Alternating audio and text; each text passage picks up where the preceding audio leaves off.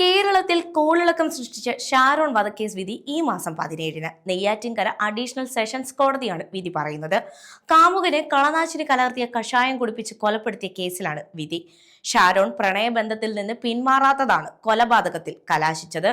ഷാരോന്റെ കാമുകി ഗ്രീഷ്മയും അവരുടെ അമ്മ സിന്ധു, അമ്മാവൻ നിർമ്മലകുമാരൻ നായരുമാണ് പ്രതികൾ.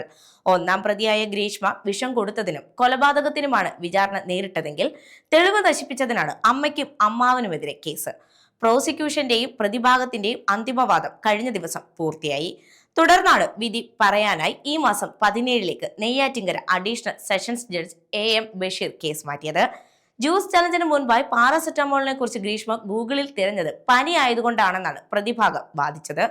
ആത്മഹത്യാ പ്രവണതയുള്ള ഗ്രീഷ്മ ആത്മഹത്യ ചെയ്യുന്നതിനാണ് വിഷത്തെക്കുറിച്ച് സെർച്ച് ചെയ്തത്. ഗ്രീഷ്മ മുഖം കഴുകാനായി ശുചിമുറിയിൽ കയറിയ സമയം തിളപ്പിച്ചേറ്റിയ കഷായം ഷാരോൺ രാജ് കുടിച്ച ശേഷം വീട്ടിൽ നിന്ന് പോയി എന്നുമാണ് പ്രതിഭാഗം വാദിച്ചത്.